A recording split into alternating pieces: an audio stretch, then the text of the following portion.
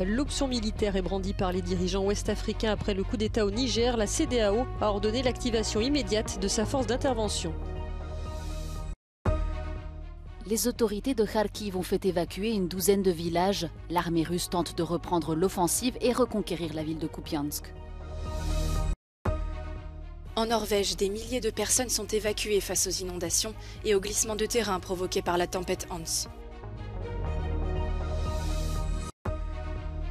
Au moins 36 morts et des milliers d'évacuations à Hawaï. L'île de Maui est dévastée par des feux attisés par la sécheresse et les vents.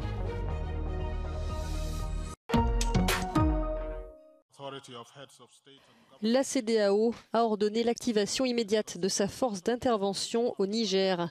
Un coup de semonce après plusieurs tentatives de dialogue infructueuses avec les putschistes qui ont renversé le président Bazoum fin juillet. La décision a été annoncée à l'issue du sommet extraordinaire des dirigeants ouest-africains ce jeudi à Abuja au Nigeria. Direct the Committee of the Chief of Defense Staff to activate the ECOWAS standby force with all its elements immediately. Order the deployment of the ECOWAS standby force to restore constitutional order in the Republic of Niger. Depuis 1990, la CEDEAO a déjà procédé à plusieurs interventions militaires dans divers pays, Libéria, Sierra Leone, Guinée-Bissau, Côte d'Ivoire ou Mali. Selon l'agence AP, la junte menacerait même de tuer le président Bazoum en cas d'intervention militaire.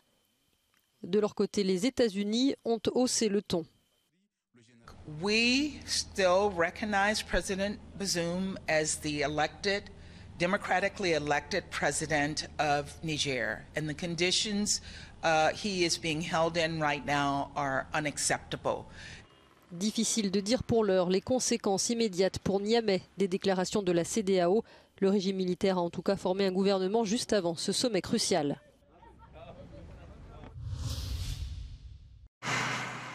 Une douzaine de villages près de Kharkiv ont été évacués ce jeudi en raison de la menace grandissante de bombardements russes.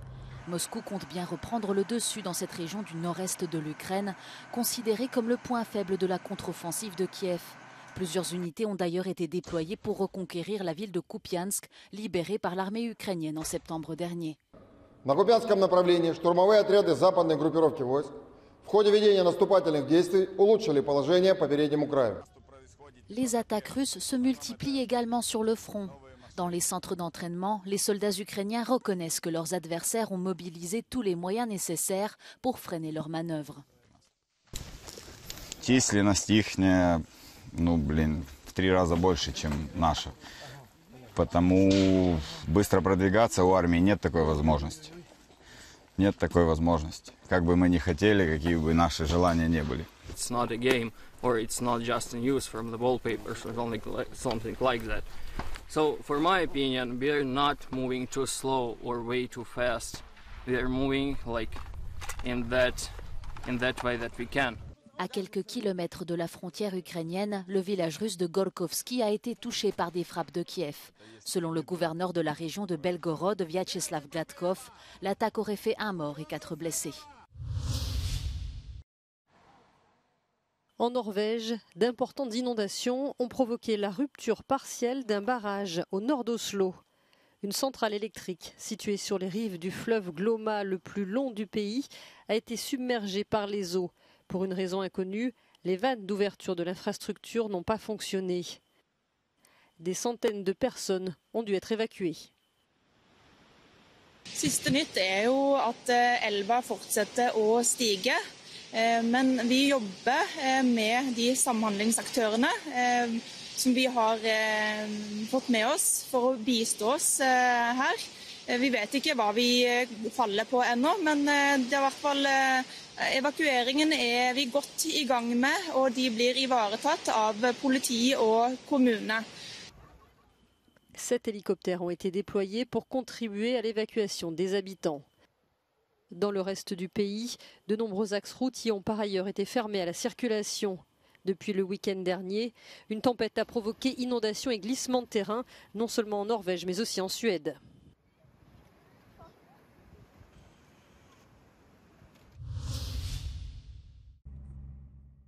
Cette ancienne mine polonaise a été fermée à cause d'un gouffre créé à l'issue des activités minières du site. Aujourd'hui, toute la zone s'est effondrée. Dans la ville de Trzebinia, au sud de la Pologne, plus de 270 hectares de terre sont menacés par la formation de trous souterrains. Od zeszłego roku mamy pewien wysyp, który widać tych zdarzeń i tak rzeczywiście to bardzo niepokoi mieszkańców. Dlatego, że to dotyczy terenów, z których oni korzystają na co dzień. Czy to są ogródki działkowe, czy to jest cmentarz, czy to są tereny nasze sportowe, boiska sportowe, czy korty tenisowe. Mamy też zamknięty nasz lokalny tam dom kultury. Badamy teraz tereny w okolicach szkoły, a także pod bezpośrednio domami ludzi, bo w bezpośredniej bliskości domów te zapadliska też występują. Pour les habitants de la région, même la cueillette de champignons peut être dangereuse. De plus en plus de forêts sont interdites d'accès à cause de la menace de gouffres, comme celle-ci à Trzebinia. Chcielibyśmy jakby więcej informacji otrzymywać na ten temat, żeby czuć się może jakoś bezpieczniej. Jest coraz więcej tych zapadlisk, więc jest dobrze by było być na bieżąco z tymi wszystkimi informacjami. Les aides apportées par le gouvernement sont jugées insuffisantes par les habitants. Et l'absence de solution pour résoudre rapidement ce problème inquiète de nombreux locaux. Zagrożenie zapadliskami oczywiście jest na bieżąco monitorowane, zarówno w przypadku sierszy, gdzie to zagrożenie jest większe i te zapadliska niestety pojawiają się bardzo często. Natomiast mogą się one pojawić również w miejscach, gdzie do tej pory nie występowały i takie przykłady mieliśmy. Nie jest ono bardzo duże w przypadku Górnośląskiego Zagłębia Węglowego. Natomiast są takie obszary, gdzie była płytka eksploatacja, gdzie po prostu te wyrobiska górnicze były płytko posadowione pod ziemią, więc tam to zagrożenie prawdopodobnie będzie większe. The problem of sinkholes is often overlooked due to its regional nature, but is a serious concern for many inhabitants of Poland. In towns such as Trzebinia, it is possible that at least partial evacuation of the population will be necessary. Magdalena Hodowni for Euronews from Katowice. De violents incendies ont fait au moins 36 morts dans l'archipel américain d'Hawaï. Sur l'île de Maui, une grande partie de la ville de Lahaina, une station balnéaire de 12 000 habitants, a été dévastée par les flammes.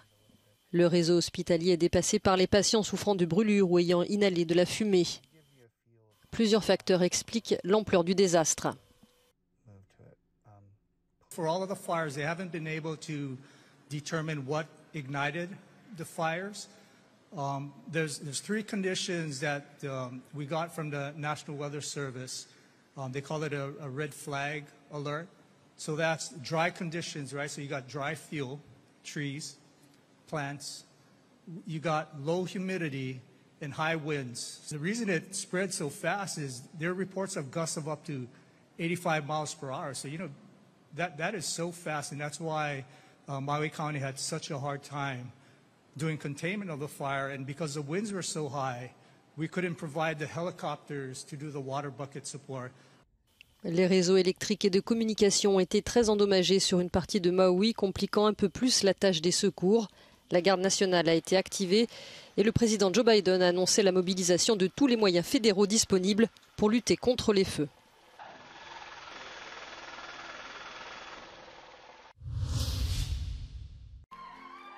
Le bras de fer commercial continue entre les États-Unis et la Chine après la signature par Joe Biden d'un décret sur les investissements américains dans les technologies en Chine.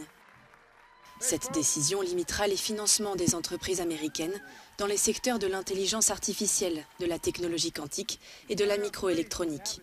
It's all about restoring pride, being able to make a living in the community you love and where you were raised and not have to leave. Folks, it's all part of my plan. The plan is to invest in America. We're transforming our country. Pékin a immédiatement réagi ce jeudi matin, critiquant les mesures prises par les États-Unis au nom de la défense de la sécurité nationale américaine. Le ministère du Commerce chinois dénonce dans un communiqué la mise à mal des principes de l'économie de marché et de la concurrence loyale promue par les États-Unis.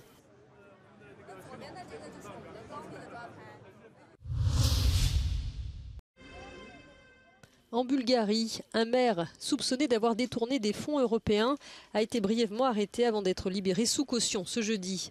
Valentin Dimitrov dirige la petite ville de General Toshevo dans le nord-est du pays. Ses partisans s'étaient rassemblés devant le poste de police. L'édile est accusé par la Cour européenne de justice d'avoir détourné 169 000 €. Il affiche malgré tout sa sérénité.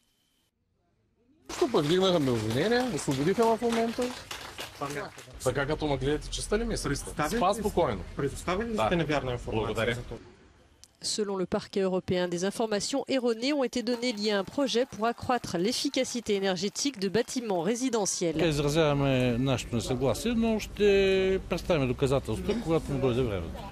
Valentin Dimitrov est soutenu par le Parti socialiste bulgare. Avec les élections locales prévues en octobre prochain, certains partisans pensent que le processus est politiquement motivé. Après plusieurs semaines de négociations, le Bayern Munich et Tottenham ont convenu d'un accord de principe pour le capitaine de l'Angleterre, Harry Kane. Selon plusieurs médias allemands et anglais, le montant total du transfert dépasserait les 100 millions €. Tout juste trentenaire et à un an de la fin de son contrat avec les Spurs, Kane pourrait ainsi devenir la recrue la plus chère de l'histoire de la Bundesliga. Il rejoindrait la paire Sané et Gnabry en attaque, ainsi que l'ancien entraîneur des Blues Thomas Tuchel. Le président de Tottenham, Daniel Levy, a repoussé à maintes reprises l'intérêt d'autres clubs, mais la balle est désormais dans le camp de son attaquant vedette, qui devra dans les jours qui viennent décider s'il accepte ou non de quitter son club formateur. Avec les Spurs, Kane est entré dans l'histoire en marquant 280 buts en 435 matchs officiels. Meilleur buteur en équipe nationale depuis mars 2023, l'attaquant anglais n'est plus qu'à 48 longueurs du record détenu par Alan Shearer en Première Ligue.